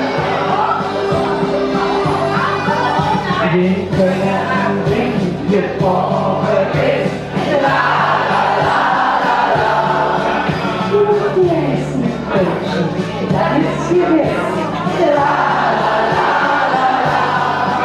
Mir ein ganz gegen uns drin. La la la la la. Wir alle sind stolz Kölschen zu singen. La, la, la, la, la, wir halten zusammen. Überall auf der Welt. Ihr macht das super. Ja, ja.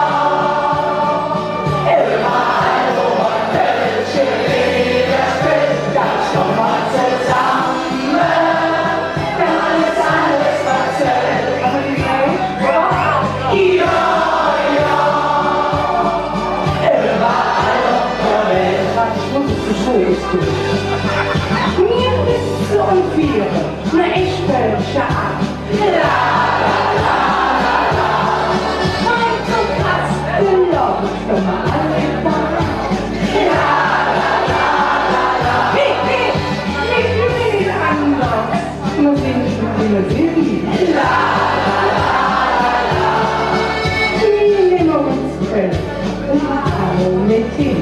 La, la, la, la, la. Wir halten zusammen. Überall auf der Welt. Ja, ja. Überall, wo man Kölsche Lieder spielt, dann schon mal zusammen. Dann ist alles verzählt. Ja, ja, ja. Überall auf der Welt. Ihr macht das so schön. Und wenn sie denn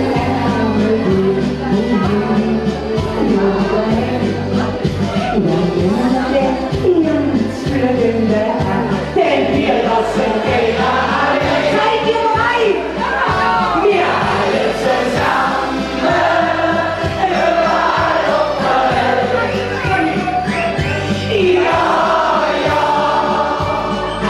Überall, wo man Kölsche Lieder spielt, dann schon mal zusammen. Dann ist alles verzählt. Ja, ja. Überall auf der Welt. Ja, ja. Überall auf der Welt. Schöne gute Tag zusammen. Wenn die Stiefreigenkinder Englischer sind, da bin ich glücklich. Da bin ich so froh. Peter, dass ihr mit dem Mädchen wieder hingekommen seid. Dass ihr da hinten am Stelz mitgemacht habt. Wunderbar. Ihr seid alles meine Darlehen.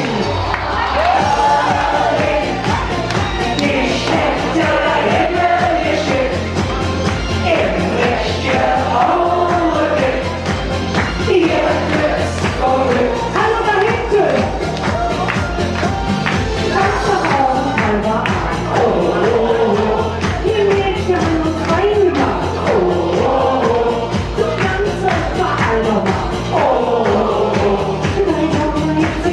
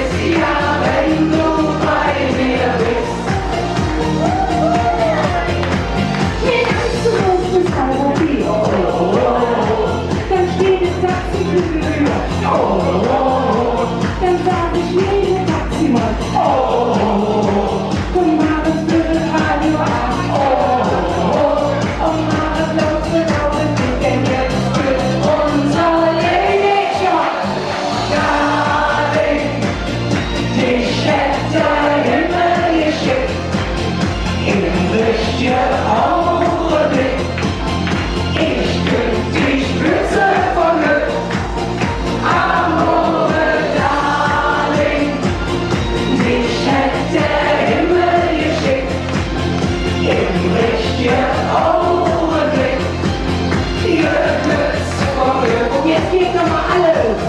Und darum schau, schau, schau, doch nicht immer auf die Uhr, wenn du bei mir bist. Ja, wenn du bei mir bist. Und darum schau, schau, schau, doch nicht immer auf die Uhr, wenn du bei mir bist. Ja, wenn du bei mir bist. Wenn du bei mir bist. Ja, wenn du bei mir bist.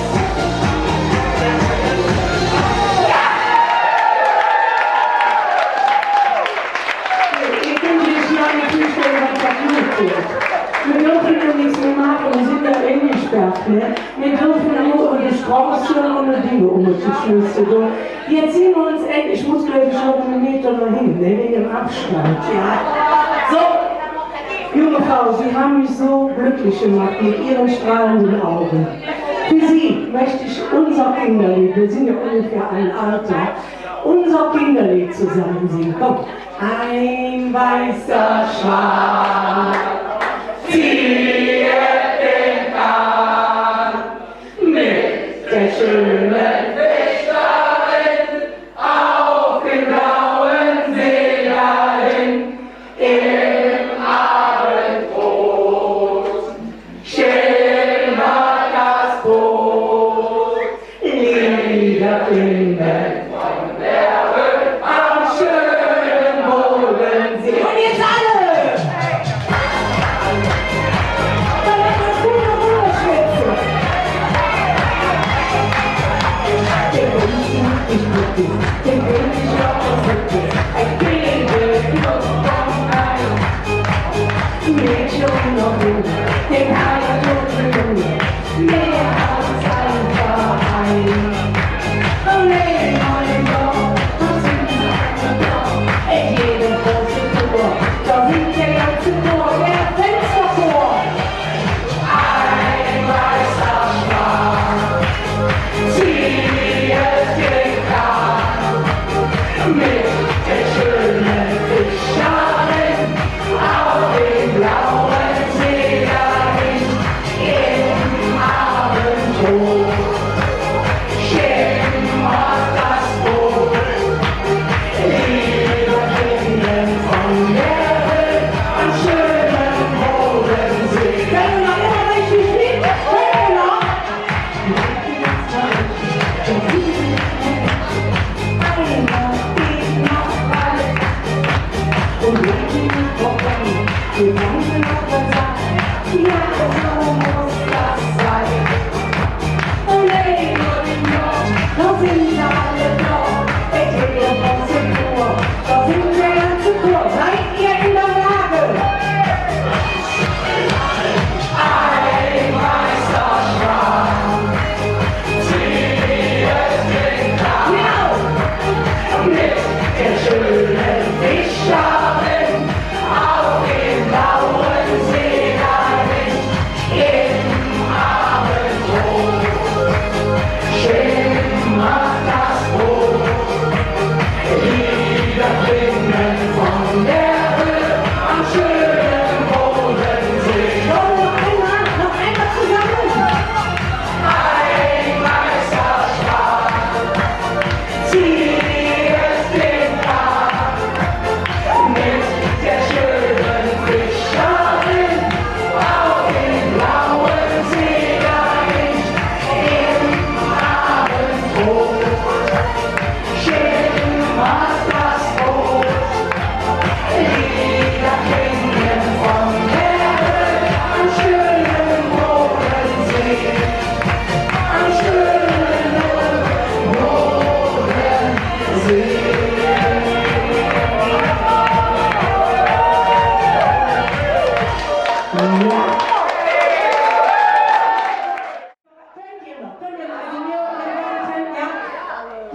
Ganz locker. Ich lade euch ein, Mädchen. Wir fahren nach Mallorca. Ist das okay? Wollt ihr? Böse Mädchen. Wo sind die Frauen? Böse Mädchen.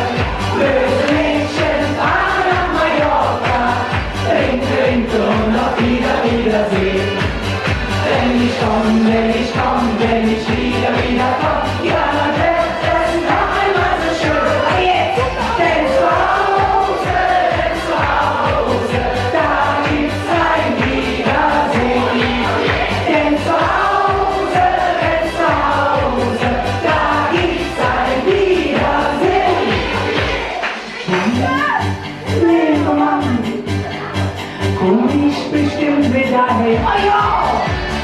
Ja, nee, Mann.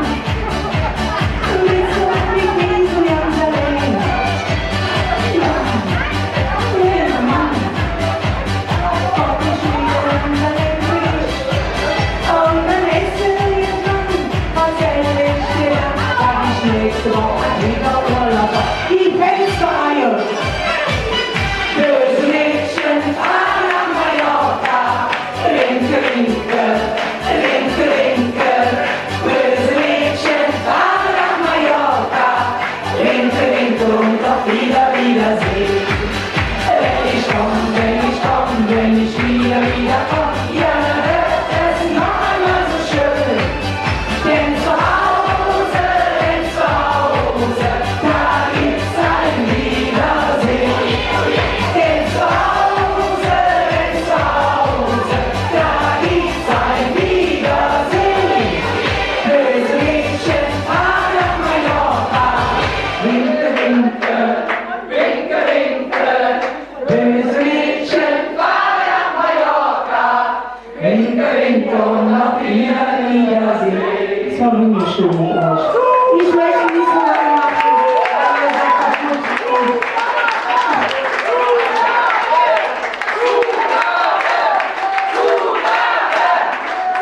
Wirklich! Marita Kölner!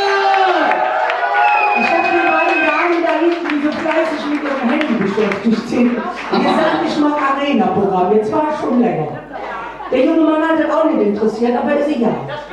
Doch, du hast auch nur mit dem Handy gespielt. Ich habe das hier lange gesehen. Tino, denk dran. Der hat mitgeschrieben. Der hat mitgeschrieben. Wir machen ein romantisches Gesicht. Ich traue mich nicht. Wir machen ein romantisches Gesicht. Wir packen die Taschentücher aus, die Fächer, die Bierdeckel. Ich habe es der jungen Dame hier in Fußlich versprochen. Wenn du willst, wie ich da rumrüstle, die ist eine Katastrophe. Meine Herren, da hinten in der Ecke, ich habe nur männerfeindliche Lieder bis jetzt gesungen. Ich werde jetzt was fürs Herz singen. Das Vorspiel beginnt. Wir knatschen, nur das Klatschen. Ihr dürft doch wieder mit dem Handy spielen. Ihr zwei Süßen.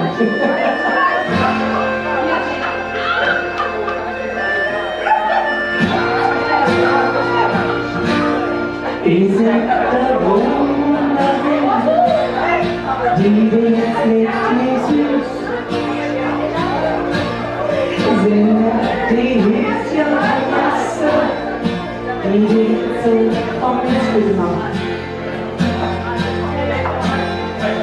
Sind die man erinnert, die man verloren.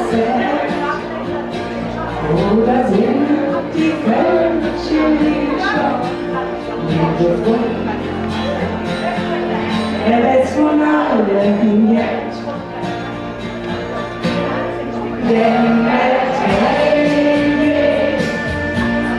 denn da bist du noch zu jung für. Wenn den Heimat vergisst du nicht. Und zurück von daheim. Ja, sind wir so alle. Und im Herzen liegt die Bitterschuhe. Diese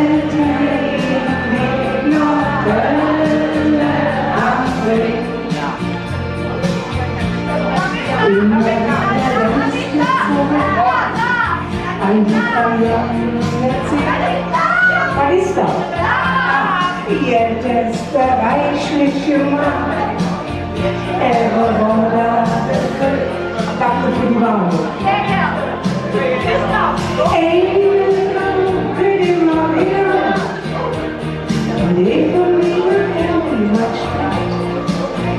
Und schon hier auf dem Nordeste in Gedanken der Komfortzone. Denn der Teil geht, lässt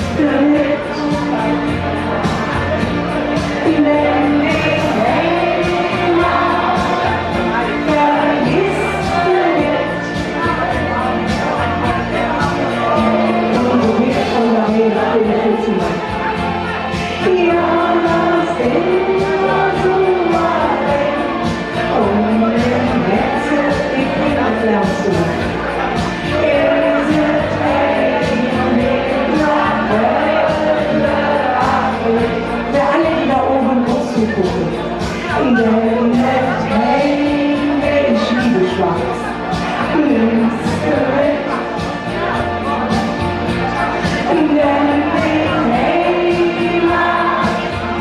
vergisst belegt.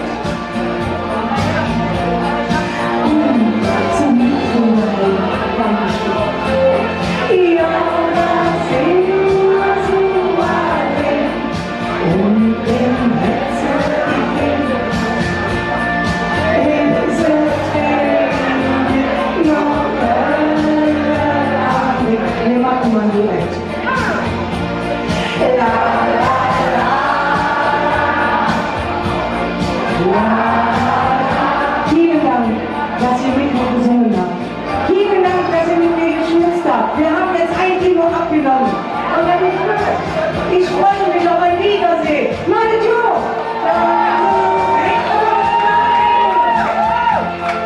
Ja, das immer so allein. Und im Herzen liegt ins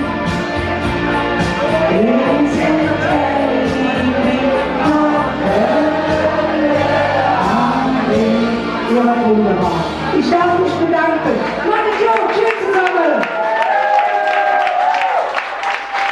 Das war für Schumarita Kölner.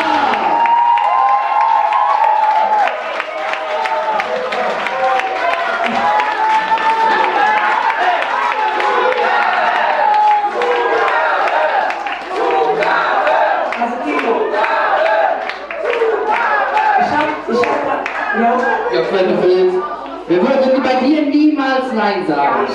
Ich habe ein neues Lied gemacht, das ich noch nie gesungen habe, außer im Studio. Ich habe auch keine Halblevel, ich will ehrlich sein. Aber ich würde es gerne mal ausprobieren. Ich habe noch ein Halblevel, weil ich noch nicht ganz fertig ist. Lasst euch nicht irritieren, das ist was ganz anderes, als was ich sonst mache. Aber vielleicht gefällt es euch und wir können heute hier noch dran schruben, um es noch besser zu machen. Seid ihr bereit? Pack dich in den Arm, lass dich jetzt schunkeln. Einfach die Seele baumeln lassen, bevor wir gleich die Wahrheit über die Kölner erfahren.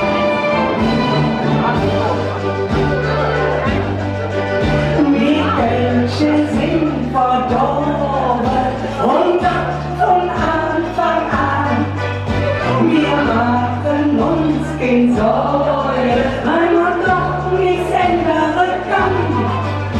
Wir lassen noch keine Sünder aus und leben in Saus und Braus. Ich will doch jedes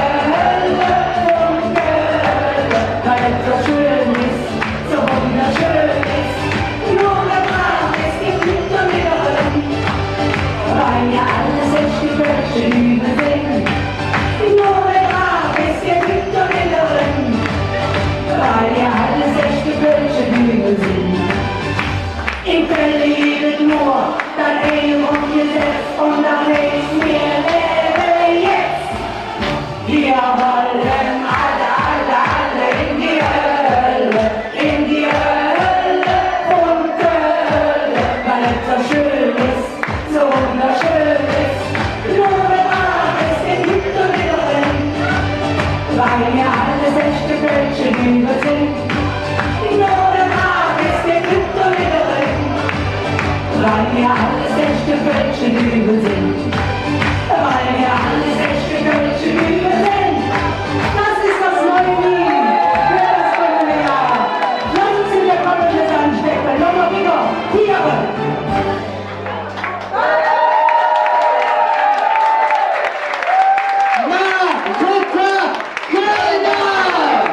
Wir kommen alle in die Hölle von Köln. Weil das schön ist, so wunderschön ist, nur wer brav ist, der kriegt von den Höhlen. Weil wir alles echte Kölsche Dübel sind, nur wer brav ist, der kriegt von den Höhlen. Weil wir alles echte Kölsche Dübel sind. Vielen Dank für die Premiere. Einen Riesenapplaus für Marika Kölner!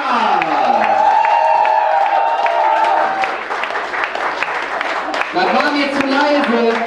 Der Riesenapplaus für Marika Kölner!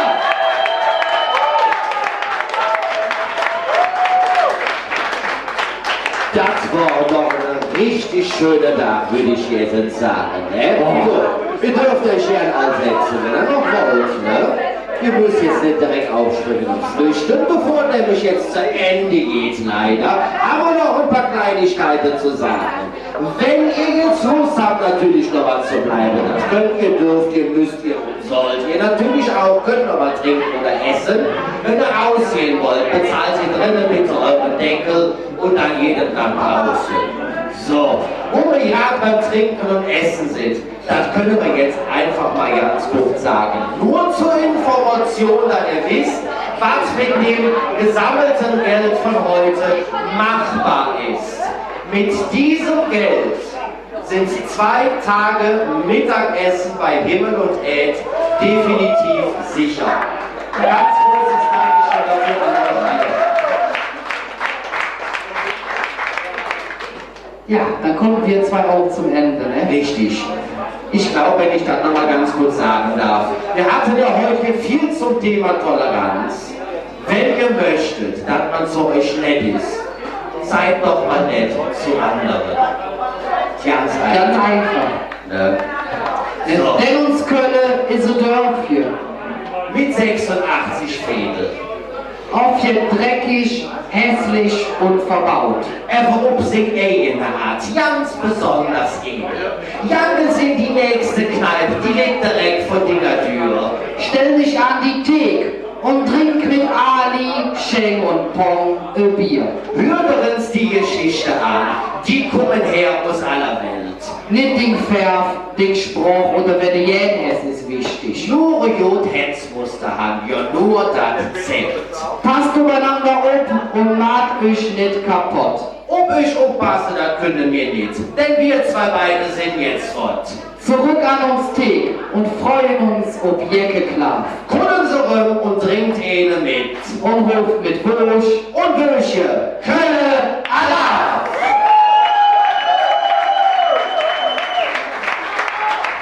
Das war's für uns, von uns, mit Hashtag LWL für heute. Wir sehen uns ganz bald wieder, wenn es wieder heißt. Herzlich willkommen zu Hashtag 11:11. Tschüss zusammen!